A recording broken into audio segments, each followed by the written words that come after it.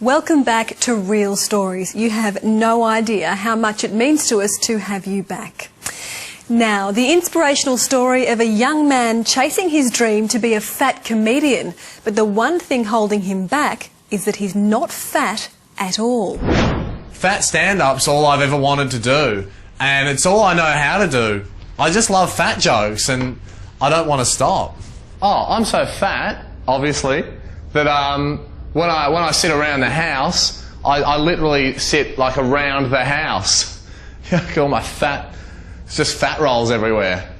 Nah, not really. For the majority of his life, Corey was extremely fat, and his favourite brand of humour came naturally. I get heaps of laughs just making jokes about myself and my weight. But mid-last year, things took a turn for the worse. Corey contracted the rare disease, hepatitis F. It basically makes you shit your guts out. I shat for about 6 months. I lost 65 kilos. It was pretty bad. Now that I'm not as fat, the jokes really don't work as well. How bad was the tsunami in that? Because, you know, like the tidal wave, everything? Although I shouldn't be entirely to blame. No one told me it was no diving off the boat. Bomb! Did a bomb just cause a tidal wave. That bombed? No, it didn't, mate. Come on. Mate, you're not fat. I am. I've seen World Vision kids with more fat on them. Shut up, mate, or I'll sit on you. Who wants me to sit on him? No one. Everyone wants you to get the f*** off stage. A few weeks ago at a gig, I even got pretty desperate and tried wearing one of those fat suits, right? So my goal is to, like, single-handedly bring down Sizzler. I think I'm doing all right. But the audience, they didn't buy it. Not willing to give up his dream, Corey has decided that drastic action must be taken. Just realised that, you know, I've got to get off my fat ass and get fat. I mean, off my regular ass, I mean. I had to get off my regular ass and get fat. Wanting to gain a whopping 65 kilos, Corey has enlisted the help of nutritionist Benjamin Gilderfoot. When Corey approached me for the first time and said that he wanted to become extremely fat, I said to him, "Mate, do you want people to confuse your body mass index with your pant size?" I'm not the comedian, I don't do the jokes. But I said yes. I said I'd help him out. For him to gain between 60 and 70 kilograms, I've had to completely rethink everything I'd learned as a nutritionist. And I think he can do it. I think he'll get there, but he just needs to keep his eyes on the prize. Or his eyes on the pie, as it should be. No, I shouldn't do those. I'm not the funny one. I'm not the... Here he is. Here's the guy, the big guy. Getting bigger too. Yeah. Here to chew the fat. No, I'm not the... How are you feeling, Corey? No, I'm not good, mate. I'm not gaining any weight. I'm a thin piece of shit. Look, well, I'll put this together. Maybe it'll lift your spirits a little bit. See what you think. That is beautiful. Corey is now on an intense regime that requires him to eat around the clock.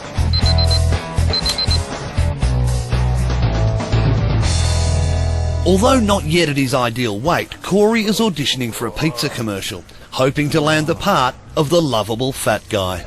Oh, hey, where's the big bad wolf? 3 little pigs. We've got to be able to laugh at ourselves, I reckon. Alright, thanks, Corey. Yep. Nah, I think they're after somebody who was, like, literally fat, not just mentally fat. Undeterred by his failed audition, Corey has been booked to perform on the same night as his idol, renowned funny big guy, Dave O'Neill. Sorry, excuse me, Dave O'Neill. Yeah, how are you? Yeah, good mate, I'm Corey Thomas, I'm a massive fan. Oh, right. Yeah, I'm massive. I've heard about you, you do the whole big guy thing. 2 fat bastards. Hey, what's all this for? Oh, they're doing a story on me. Oh, okay, that's good exposure. Yeah, get the wide lens out. You've got a million of them. Yeah. Hey, can I have a word to you for a second? Yeah, actually? sure. Oh, without the camera. Yeah, absolutely, just probably secret comedian stuff. Yeah, right. No worries. Mate, what are you doing? What do you mean? Mate, this town is only big enough for one fat comedian, alright? I get it big enough, you know. I get it, it's good. Mate, I'm the fucking friendly fat guy in this town, alright? So fucking lay off the grub, alright?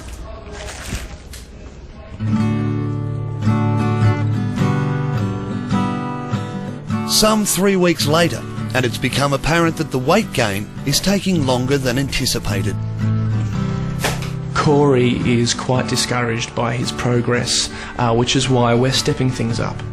I've discovered that something even as menial as speaking is burning precious kilojoules that he needs to get to his goal weight, which is why he now spends his days in this wheelchair. I'm now by his side 7 days a week to ensure that he's always stocked up with food.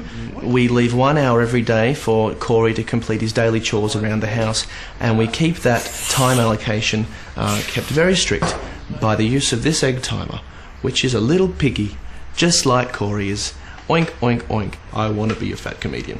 With such a long way yet to go, does Corey still think he can gain the necessary 65 kilos? I reckon with a bit of dedication and the right regime, I can easily become Obese. He was going to say obese. Yeah, I can.